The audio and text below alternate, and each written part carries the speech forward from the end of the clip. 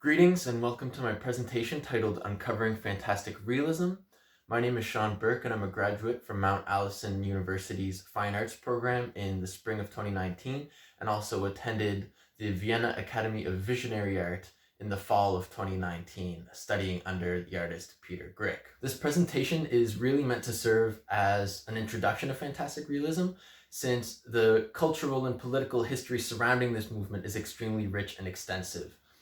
In my own effort to learn more about this movement, I've collected some of the sources that I've looked at and things that I've learned just from having conversations with people who are part of this movement as it continues today. I wanted to bring this together in a format that can help inform people, especially here in New Brunswick, Canada, where information on this subject is scarce and primary sources are very hard to come by. However, the internet is a great resource and I encourage you to do research of your own. Feel free to let me know too if there's something that I've really missed. Thank you for being part of the discussion. To give you an idea of what we're going to be looking at in this presentation, we're going to be looking at a timeline of art movements that were surrounding the emergence of Fantastic Realism. We're going to be looking at the Vienna School of Fantastic Realism and what that is or who it is. We're going to be discussing the famous Misch technique and what that is exactly. We're going to be looking at key players of the movement, such as Ernst Fuchs and Erich Brouwer. We're going to be looking at where we see Fantastic Realism in the world and where it is today, and then finish up with a small conclusion. It's worth mentioning that Fantastic Realism has remained largely omitted from contemporary art discourse, even though it relates very closely to other movements that are discussed frequently and are extremely pertinent to our understanding of art history today.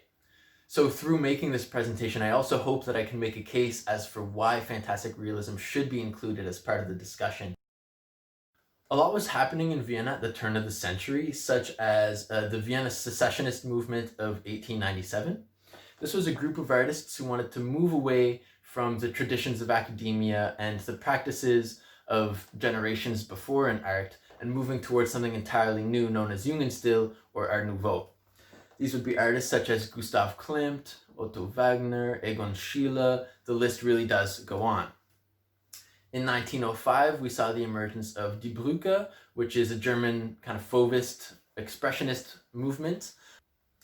In the 1920s, we saw the influence of Surrealism making its way into the country of Austria through people like Salvador Dali from Spain. And then from 1939 to 1945, of course, we have the Second World War. And it's at the tail end of that we see the emergence of the Vienna School of Fantastic Realism. Abstract Expressionism began to emerge globally around the 1950s and Conceptualism in the 1960s. So the general theme here in this kind of span of 100 years is that art is moving away from the old and into the new. We're dismissing the past and moving towards the future.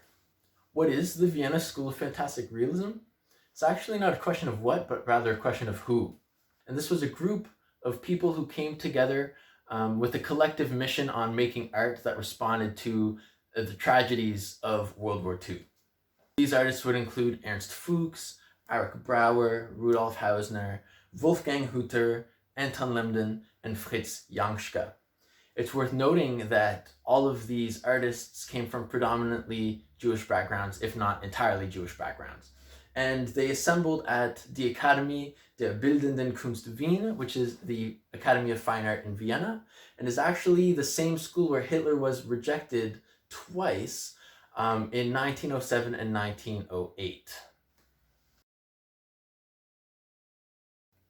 However, in 1974, Johann Muschig associates this group with the title Die Wiener Schule des Fantastischen Realismus, the Vienna School of Fantastic Realism, and he distinguishes Fantastic Realism from Surrealism. One way that this is done is that Surrealism is often affiliated with the irrational, but Fantastic Realism is really fantasy imagery that symbolizes real content, which in a lot of cases was trauma and identity, considering how this group was affected by the tragedies of World War II. These artists used a technique known as the Misch technique, which translates to mixed technique. And although this may sound very vague, it actually has a very specific tradition that needs to be followed for it to be what's known as true miche technique. It combines egg tempera, casein, and oil paint.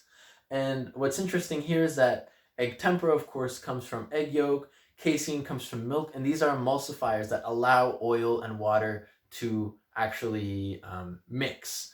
Perhaps not directly, but at least they wouldn't repel each other if applied one on top of the other. And also, what's interesting is that this is an extremely subtle way of painting that's gradually built up because the layers are extremely thin. And transparency is a big element of how this technique actually works. So it's also known as the build-up technique by some, and it uses what's considered optical mixing. So instead of mixing a color on my palette and then applying it, I'm actually applying one color and then later applying another color, which would give you your mixed color. So an optical mixing rather than a direct mixing on the palette. However, with this being said, if you use all your primary colors, you can actually mix on the surface of the canvas or the board and achieve all the colors of the rainbow. So the layering goes that you start with a red base and would add whites. You would then glaze over the entire thing with ochre and then add whites again. You would then glaze blue, add whites again, and then do local glazing and highlights. So the idea is that the white is always going to pick up the next color you're going to put down, but everywhere else it will mix. One of my favorite examples of this technique is seen in Ernst Fuchs's painting Moses in the Burning Bush of 1957, where we can see these different techniques being applied in different areas, but how these decisions actually contribute to the symbolic value of the work itself and the message that he's trying to convey or the story that he's trying to tell. His self-portrait as the Emperor of Austria from 1954 is another great example because it's actually been left unfinished and allows us to see how the miche technique would be applied in the preliminary stages. I find that painting really interesting too because it just kind of gives us an idea of how Fuchs views himself or would like to be viewed. Ernst Fuchs was born in 1930 and he passed away in 2015, and he was born of a Jewish father and a Christian mother. It's because of this dual identity that he was able to distance himself from some of the tragic events that took place during World War II and was able to essentially live his life fairly normally after that. He was a painter, printmaker, sculptor, designer, even a singer. And I think that realistically his creative expression was limitless. A lot of his work addressed religion and mythology, which is no surprise considering his religious heritage, but also that this functioned allegorically as a representation of his experiences and his life. He's known for popularizing and reviving the miche technique, and there's a lot of controversy around him in some cases just because he got so famous so quickly and therefore was living very luxuriously, but also because of the subject matter of his work. There are stories of his paintings being commissioned by churches but then destroyed by churchgoers who thought that his images were in essence blasphemous. However, the controversy, the history, the technique, the art itself has created a ripple effect that we continue to see happening today. His painting Mater de la Rosa from 1956 is a great example of how his work actually relates to the art of the past. When we set it alongside Van Eyck's Ghent altarpiece from 1432 and Grunewald's Eisenheim altarpiece from 1515, we can actually see that there's a lot of similarities, even though that they're 500 years apart. So this kind of goes against the whole thing of the Viennese artists moving towards the future. We actually see Ernst Fuchs looking to the art of the past, dated almost 500 years ago. I was really lucky to be able to go visit the Ernst Fuchs Museum, which is also the Otto Wagner Villa, and it was built by Otto Wagner in 1886 until 1888.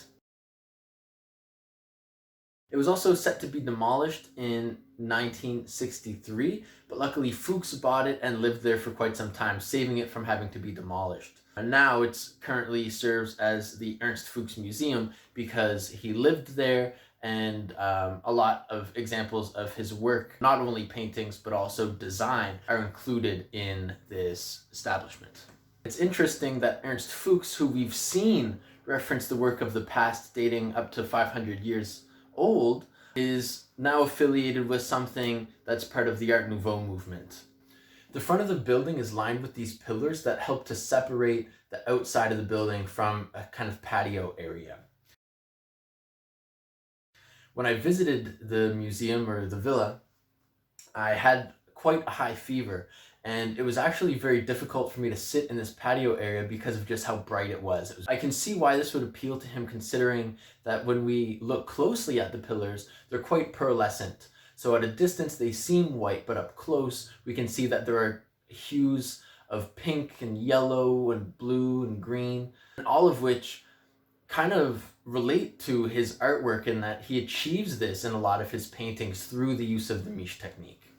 But what I like is that we can start to notice that although Ernst Fuchs isn't necessarily an Art Nouveau painter, he pairs Art Nouveau style with his work very exquisitely. So some of the paintings, although they might be more religious or perhaps a little more psychedelic in nature, once paired with Art Nouveau, it becomes complementary.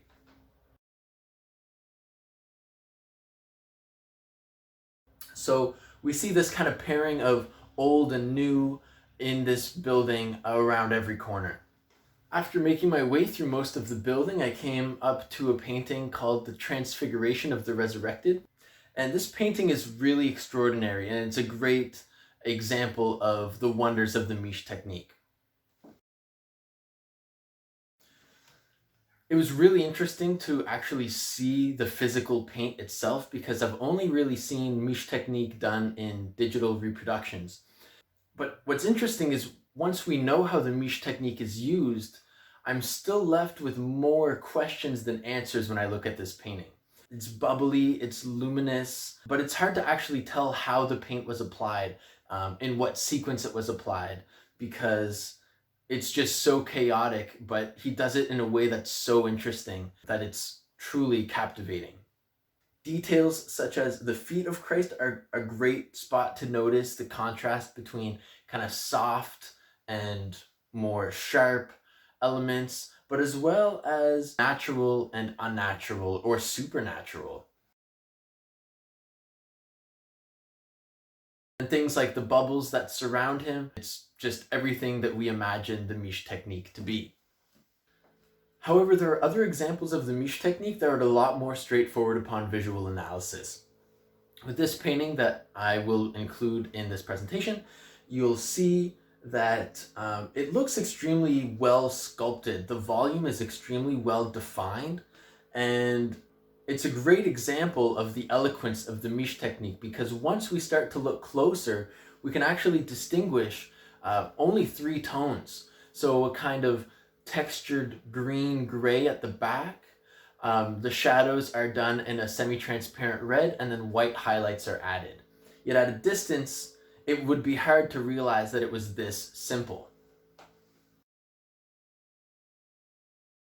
And in a way, this is a great example of how the miche technique can be used in different ways. Ways that are visually so seamless that they're hard to decipher, and other ways where we're surprised that we were even fooled by it for as long as we were.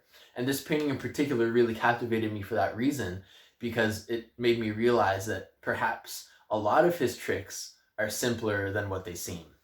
Ernst Fuchs's Nymphaeum, which was built in 1988 to 1991, is a great example of how he uses these motifs from Art Nouveau in a way that are completely unique to his own style.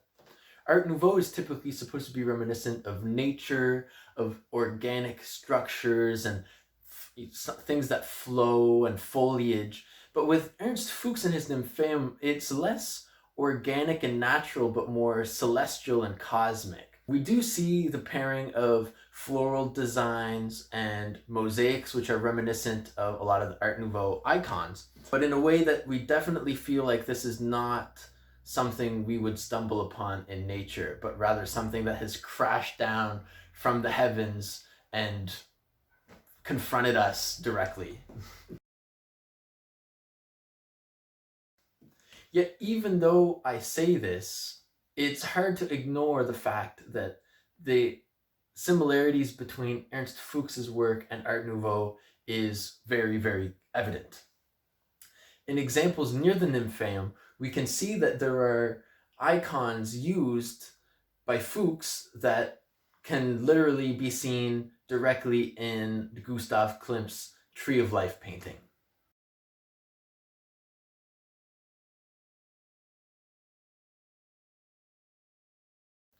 So in my opinion, what this suggests is that Fuchs is being aware of the art of the past and present with Art Nouveau, but that in a way he is combining the two to suggest something that is new. He's using styles of the past and techniques of the past, using icons of the Art Nouveau trends that were fairly recent for his time, and in a way that once combined, we get something that's entirely unique and really sets the image of what is fantastic realism. Another artist who has achieved their own kind of iconography in the fantastic realist world would be Erich Brauer, who was born in 1929 and is the last original member of the Fantastic Realists. He's a painter and sculptor, and a lot of his paintings are considered to be kind of cartoony or illustrative, but really this serves a very specific purpose. His paintings are very soft in terms of if you try to take a picture, there's very few hard edges and they're incredibly difficult to photograph. But this contrasts the very hard, brutal, and traumatic nature of the subject matter at hand. All over Vienna during my visit, I saw posters with his face and his name, which at the bottom said Alle meine Kunst, which means all my art. And I was lucky enough to go visit his home where he held a private exhibition, which was really cool. If we were to compare Erich Brauer to any other artist, it would likely be Hieronymus Bosch and Peter Bruegel. If we look at Bosch's Temptation of St. Anthony from 1490, we can kind of make comparisons between the kinds of characters that Bosch makes and that Brauer includes in his paintings. Looking at Brauer's piece, The Demolition of the Temple from 1974, not only do we see characteristics of the iconography of Bosch, but also the similar compositional elements as Bruegel would have included in paintings such as The Triumph of Death from 1563. So again, we're comparing him to artists that were active 500 years in the past almost. So there's nothing particularly new going on here just yet.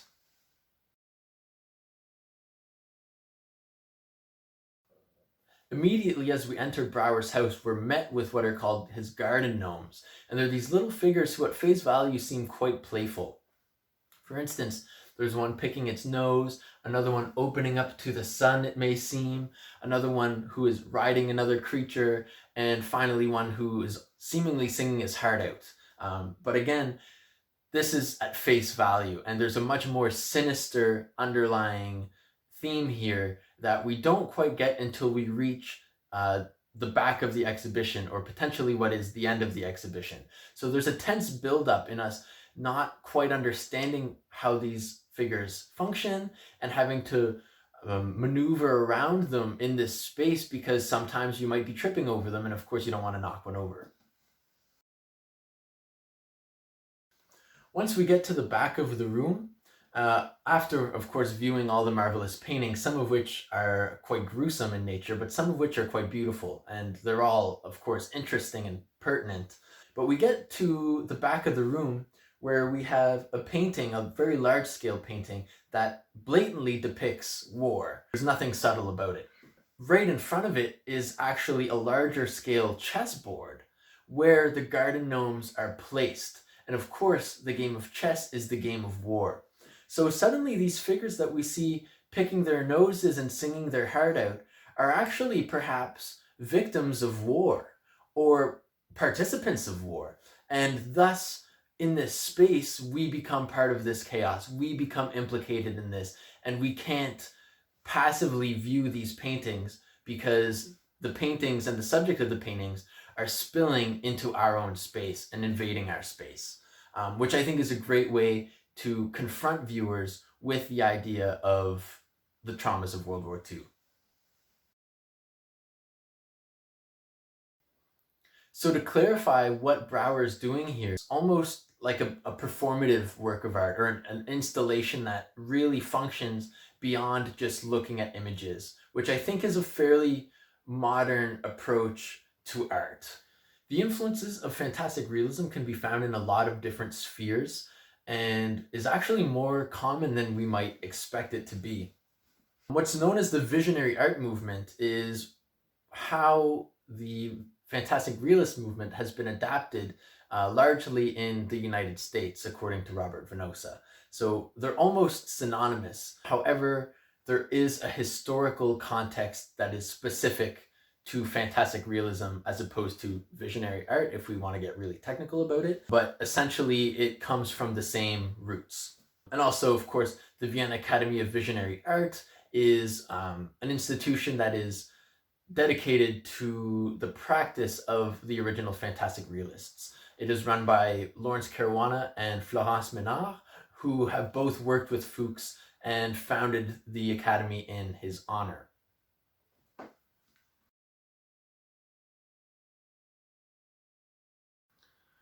We also see fantastic realism in counterculture and album covers, for instance. So a really common example would be Santana's Abraxas, which was painted by Abdul-Mati Klarwein, who was a student of Fuchs. Klarwein also painted Miles Davis's Bitches Brew, which of course was iconic at its time.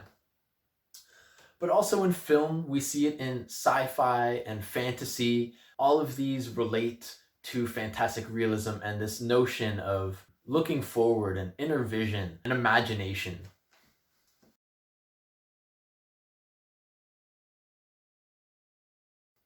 In the fall of 2019, I was fortunate to be able to attend the Vienna Academy of Visionary Art and study under Peter Grick for 5 weeks, which was a huge dream come true for me. I've admired his work for a long time and sought him out to learn about his technique known as decalcomania. Decalcomania has a history with fantastic realism. It's not one of the key elements, but it's a way to go about it, and it entails creating textures and imposing what we see in these textures onto the surface. So while I was there, I created my painting, I Am the Mountain, which you've seen here throughout this video, and it's acrylic on wood panel. So again, this isn't an oil and casein or oil and egg tempera, this is acrylic.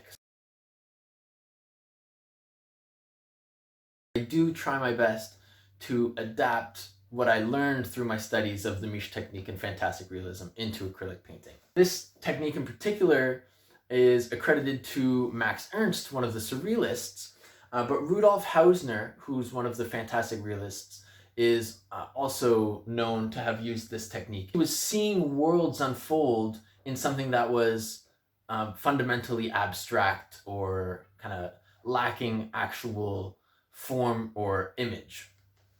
And that's essentially how this technique works as well. In conclusion, I believe that there's a lot of merit to what these artists have done and that it really deserves to be talked about and made more accessible in academic settings and art history resources as well. In a time where artists were looking to abolish the old and move in with the new, they've actually maintained that and used that to their advantage to reinvent what was done before. The effort by these artists to convert their trauma into art helped reestablish an identity that had in the past been oppressed and questioned. Furthermore, I think that there's merit in the idea that rather than abandoning the trends of the past, They wanted to integrate them into art that was relevant for their present and that stood a chance in the future as well. In essence, they revived some of the key elements of the old masters by giving it new life. And I think it goes to show that they really were brilliant artists because they were so aware of what had come before them, playing on trends that had spanned over 500 years, but in a way that still creates a new experience. I think that really we're remembering people who were truly ahead of their time in this way. In my opinion, the bravery of these artists and their contribution to art history is one that continues to resonate today. If you have any questions or comments or concerns, feel free to contact me directly. I'm more than happy to elaborate on certain points or even to learn about any mistakes that I may have made. I'd also like to mention that this really is simply an introduction to this topic, and it really is the very surface of a very large iceberg that I continue to learn about every day. So thank you again for tuning in. I really appreciate it, and I hope you have a marvelous day.